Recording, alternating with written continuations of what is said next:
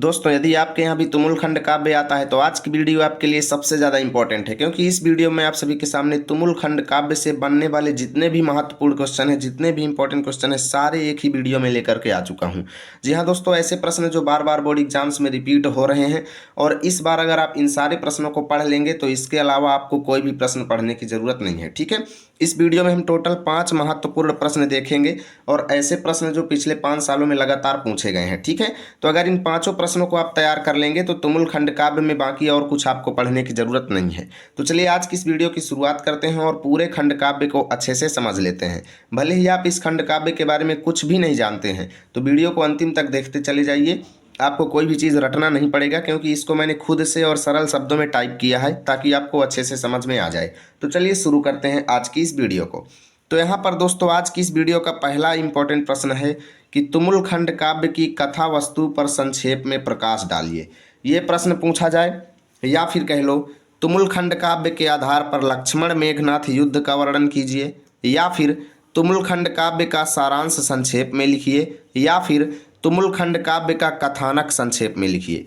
इन चारों प्रश्नों का बस एक ही आंसर होगा और वो मैंने नीचे लिख रखा है। ठीक है, पहले आप देख सकते हैं कि ये प्रश्न कितनी बार बोर्ड एग्जाम में आए हुए हैं। देखिए 2016 में आया, 17 में आया, 17 में देखिए 3 सेटों में आया, ए बी और एडी में, 20 में आया देखिए एमबी सेट में, और 23 में आया डीडी और डीई सेट में। ठीक है, तो ये प्रश्न सबसे ज़्यादा इंपॉर्टेंट है इस खंड काव्य का। तो चलिए देखते हैं कैसे इन चारों प्रश्नों का हम एक ही आंसर में जवाब दे देंगे। ठीक है, तो आपको हेडिंग डालना है दोस्तों उत्तर और लिखेंगे तुमुल खंड काव्य कविवर श्याम नारायण पांडे द्वारा रचित एक प्रसिद्ध खंड काव्य है। सबसे पहले आप इतना लिख देंगे। उसके बाद इस खंड काव्य में लक्ष्मण मेघनाथ युद्ध का कुल 15 सर्गों में वर्णन है। कितने सर्गों में? 15 सर्गों में, जिसकी कथा वस्तु संक्षेप में इस प्रकार है। यानी संक्षेप में हम पूरी कहानी को लिख रहे हैं, पूरी कथा को हम संक्षेप में लिखेंगे। ठीक है, अब देखिए दोस्तों कुल 15 सर्ग हैं, तो इसको संक्षेप में लिखने वाली समस्या बहुत सारे बच्चों के पास आती है कि भाई 15 सर्ग हैं तो कितना भी संक्षेप में लिखेंगे तो 4 पेज तो पहुंच ही जाएगा।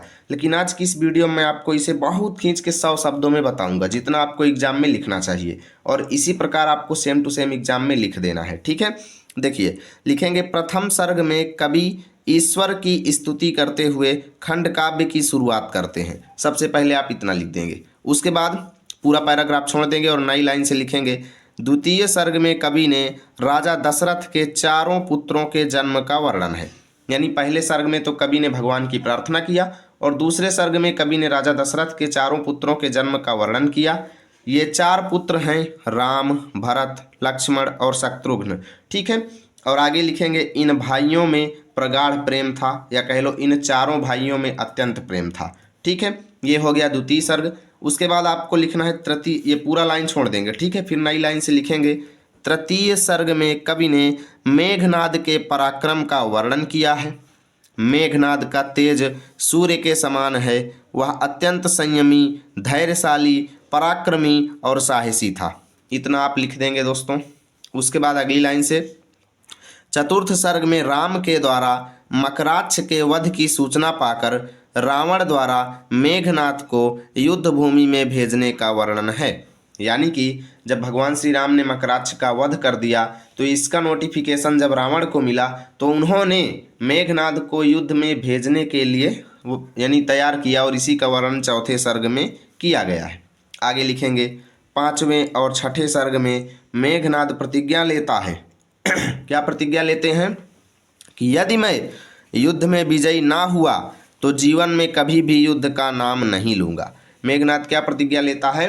कि यदि मैं युद्ध भूमि में विजयी ना हुआ तो जीवन में कभी भी युद्ध का नाम नहीं लूँगा। ठीक है, आगे लिखेंगे 7वें सर्ग में मेघनाद द्वारा युद्ध के लिए प्रस्थान, एवं 8वें सर्ग में जब लक्ष्मण मेघनाद के सामने आते हैं तो उसे वीर वेश में देखकर मेघनाद द्वारा उनकी प्रशंसा का वर्णन है। यानी 7वें सर्ग में जब मेघनाथ युद्ध के लिए जा रहे थे तो उसका वर्णन है, और 8वें सर्ग में जब लक्ष्मण मेघनाथ के सामने आते हैं तब मेघनाथ द्वारा लक्ष्मण की प्रशंसा किए जाने का वर्णन है। आगे लिखेंगे दोस्तों 9वें सर्ग में, यानी 9वें सर्ग में मेघनाद और लक्ष्मण के बीच घमासान युद्ध का वर्णन है। यानी 9वें सर्ग में भाई उन दोनों के बीच बहुत विकराल युद्ध हुआ।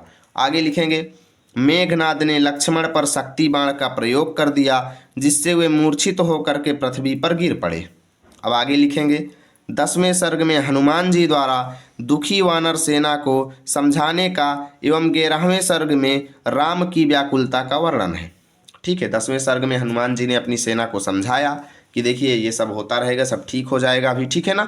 और 11वें सर्ग में भगवान श्री राम की व्याकुलता का वर्णन है। आगे लिखेंगे राम कहते हैं कि हे लक्ष्मण, मैं तुम्हारे बिना जीवित नहीं रह सकता। अब आगे लिखेंगे 12वें सर्ग में हनुमान जी द्वारा संजीवनी बूटी लाई गई और सुषेण वैद्य द्वारा उपचार किए जाने पर लक्ष्मण के पुनः सचेत होने का वर्णन है। ठीक है, इतना आपको लिखना है। आगे लिखेंगे दोस्तों 13वें सर्ग में विभीषण ने आकर के सूचना दिया कि मेघनाद एक यज्ञ कर रहा है। क्या कर रहा है? मेघनाद एक यज्ञ कर रहा है, और यदि उसका यज्ञ पूरा हो गया तो राम की जीत कभी भी नहीं हो सकती।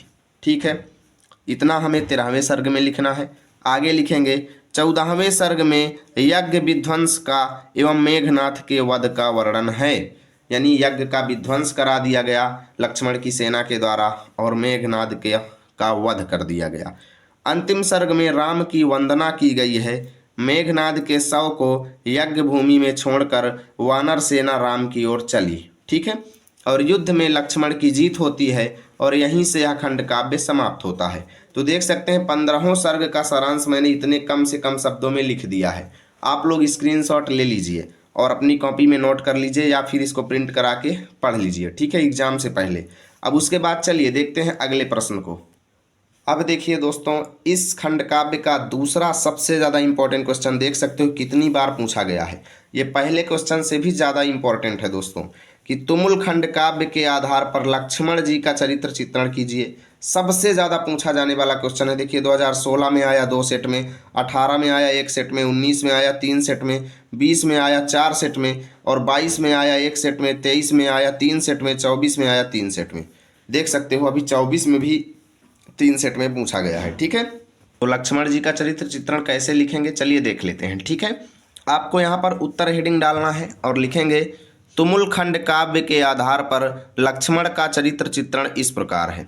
देखिए पहली हेडिंग डाल देंगे सौंदर्यशाली और लिखेंगे लक्ष्मण एक अद्वितीय सौंदर्यशाली महापुरुष थे। वे अपने आकर्षक सौंदर्य से लोगों के मन को मोह लेते थे। उनके होठों में हमेशा मुस्कान खिलती रहती थी। ये हमारी पहली हेडिंग हो गई। ठीक है, अब आपको अगली हेडिंग बनाना है वीर एवं साहसी और लिखेंगे लक्ष्मण एक कुशल योद्धा एवं साहसी पुरुष थे। वे शत्रु के ललकारने पर युद्ध करने से पीछे नहीं हटते थे। उन्हें मृत्यु का तनिक भी डर नहीं है। वे मेघनाद से युद्ध करने में तनिक भी नहीं घबराते और उसका डट करके सामना करते हैं। इतना आपको इसे हेडिंग में लिखना है। आपको अगली हेडिंग बनाना है विनम्र और लिखना है लक्ष्मण के अंदर विनम्रता का भाव कूट कूट कर भरा है। वे बचपन से ही अत्यंत दयालु एवं उदार हैं। वे हमेशा बड़ों और छोटों का सम्मान करते हैं। राम के प्रति उनकी अनन्य भक्ति है। वे रघुकुल की मर्यादा का हमेशा पालन करते हैं। इस तरीके से आप विनम्र हेडिंग में लिख देंगे। आपको अगली हेडिंग बनाना है आज्ञाकारी और लिखना है लक्ष्मण एक आज्ञाकारी पुरुष थे। वो भगवान राम की इजाज़त के बिना युद्ध क्षेत्र में नहीं जाते हैं। राम की आज्ञा पाकर ही वह युद्ध करने जाते हैं। लक्ष्मण के हृदय में कोमलता विद्यमान है। इतना आप लिख देंगे। अब आपको अगली हेडिंग बनाना है पराक्रमी और लिखना है दोस्तों लक्ष्मण अपने पराक्रम से और अपने युद्ध कौशल से शत्रु का सामना करते हैं और उन पर विजय प्राप्त करते हैं। इससे उनके पराक्रमी होने का प्रमाण मिलता है। अंतिम में आपको एक हेडिंग बनाना है निष्कर्ष और लिखना है इस प्रकार हम कह सकते हैं कि लक्ष्मण एक वीर, साहसी, विनम्र, पराक्रमी एवं अजेय योद्धा थे। इस तरीके से दोस्तों आपको लक्ष्मण जी का चरित्र चित्रण लिखना है। पूरे के पूरे 3 अंक में ये आएगा। ठीक है, अब इसके अलावा तीसरा इंपॉर्टेंट क्वेश्चन है दोस्तों तुमुल खंड काव्य के आधार पर मेघनाद के चरित्र की विशेषताओं का उल्लेख कीजिए। मेघनाद का चरित्र चित्रण भी पूछा जाता है। अगर लक्ष्मण जी का नहीं आएगा तो मेघनाद का आएगा, मेघनाद का नहीं आएगा तो लक्ष्मण जी का आएगा। ठीक है, 2021 में आया 1 कोड में, 22 में 3 कोड में आया, 23 में भी 1 कोड में और 24 में भी 1 कोड में आया। तो चलिए इसको कैसे लिखेंगे। मेघनाद तुमुल खंड काव्य का प्रतिनायक है। क्या है दोस्तों? प्रतिनायक है। आगे लिखेंगे वह भी लक्ष्मण के समान शक्तिशील और सौंदर्य संपन्न है। मेघनाद की चारित्रिक विशेषताएं इस प्रकार हैं। अब कौन कौन सी विशेषताएं हैं हेडिंग डाल के लिखेंगे, ठीक है। पहली हेडिंग है सौंदर्यवान, लिखेंगे मेघनाद, मेघ यानी बादल के समान ही वर्ण वाला यानी रंग वाला, जैसे बादल का रंग होता है उसी प्रकार मेघनाद का रंग था, ठीक है। बादल के समान वर्ण वाला सुंदर एवं शक्ति संपन्न योद्धा था। वह रावण का पुत्र था। उसका मुकुट चंद्रमा के समान चमकने वाला था। उसके चेहरे से उसका तेज प्रकाशित होता रहता था। वह हष्ट पुष्ट शरीर वाला, चौड़ी छाती वाला, लंबी भुजाओं वाला तथा विशाल नेत्रों वाला था। इतना आपको सौंदर्यवान हेडिंग में लिखना है। अगली हेडिंग बनाना है पराक्रमी और लिखना है मेघनाद एक पराक्रमी योद्धा था।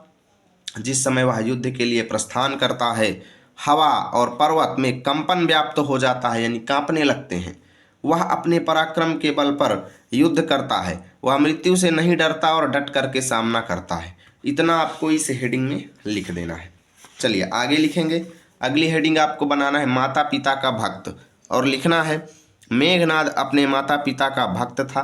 वह उनकी हर आज्ञा का पालन करता था। मकराक्ष का वध हो जाने पर रावण मेघनाद को उसकी मृत्यु का बदला लेने का आदेश देता है। मेघनाद पिता के आदेश को सुनकर तुरंत युद्ध के लिए प्रस्थान करता है, ठीक है। अब आपको अगली हेडिंग बनाना है कुशल योद्धा और लिखना है मेघनाद वीर, साहसी एवं कुशल योद्धा था। उसे युद्ध करने की हर कला का ज्ञान था। युद्ध क्षेत्र में वह अलग अलग तरीकों से युद्ध करता है और अपने पराक्रम को दिखलाता है, ठीक है। अगली हेडिंग बनाएंगे विवेकशील और लिखेंगे मेघनाद एक विवेकशील योद्धा था। वह युद्ध में लक्ष्मण की विनम्र वाणी से अत्यंत प्रभावित होता है। युद्ध से पहले ही मेघनाद को राम लक्ष्मण के जीत की आशंका हो गई थी, ठीक है। अगली हेडिंग आपको बनाना है निष्कर्ष और लिखना है इस प्रकार हम कह सकते हैं कि मेघनाद एक सौंदर्यशाली, पराक्रमी, साहसी, आज्ञाकारी एवं विवेकशील योद्धा था। इस तरीके से दोस्तों आपका ये क्वेश्चन भी हो जाएगा। अब आपको क्वेश्चन नंबर 4 देखना है। ये भी अपने आप में एक इम्पॉर्टेंट क्वेश्चन है दोस्तों और इस खंड काव्य से अक्सर आता है ये क्वेश्चन। देख सकते हो कितनी बार आया है, ठीक है। तो क्वेश्चन नंबर 4 है तुमुल खंड काव्य के आधार पर खष्ठ सर्ग यानी 6वें सर्ग का, जिसका नाम है मेघनाद प्रतिज्ञा, और मेघनाद प्रतिज्ञा सर्ग की कथा अपने शब्दों में लिखने के लिए प्रश्न बोल रहा है, ठीक है। 18 में आया, 19 में आया, 20 में आया, 22 में आया, 24 में आया। बहुत ज़्यादा इंपॉर्टेंट क्वेश्चन है। तो उत्तर में लिखेंगे तुमुल खंड काव्य श्री श्याम नारायण पांडे जी द्वारा रचित एक प्रसिद्ध खंड काव्य है। इस खंड काव्य में कुल 15 सर्ग हैं, जिसका 6वां सर्ग है दोस्तों मेघनाद प्रतिज्ञा, ठीक है। और 6वें सर्ग की कथा इस प्रकार है। इतना आपको बेसिक लिखना है। फिर 6वें सर्ग की कथा लिखना शुरू करेंगे। लिखेंगे कि मकराक्ष का वध होने के बाद जब रावण ने मेघनाद को युद्ध भूमि में जाने का आदेश दिया, तब लक्ष्मण अपने पिता के सामने सिंहनाद करता हुआ युद्ध में विजयी होने की प्रतिज्ञा करता है, ठीक है। देखिएगा यहाँ पर एक मिस प्रिंटिंग है दोस्तों, लक्ष्मण नहीं है यहाँ पर, ठीक है। यहाँ पर लिखना है मेघनाद। तब मेघनाद अपने पिता के सामने सिंहनाद करता हुआ युद्ध में विजयी होने की प्रतिज्ञा करता है। उसकी गर्जना से पूरा स्वर्ण महल हिल उठता है। मेघनाद अपने पिता से कहता है कि हे पिता, मैं राम और लक्ष्मण की शक्ति को चुनौती दूंगा और लंका को कष्ट में पड़ने से पहले ही बचा लूंगा। मैं आपको यानी पिता को कहता है कि मैं आपको विश्वास दिलाता हूँ कि मैं अवश्य ही जीत को प्राप्त करूंगा, और यदि मैं युद्ध में विजयी ना हुआ तो जिंदगी में कभी भी युद्ध का नाम नहीं लूंगा, ठीक है। मैं ज़्यादा ना कह करके केवल इतना कहता हूँ कि यदि मैं आपके कष्ट को दूर ना कर सका तो मैं कभी भी धनुष को हाथ नहीं लगाऊंगा। ये बात बोला मेघनाद ने अपने पिता रावण से, ठीक है।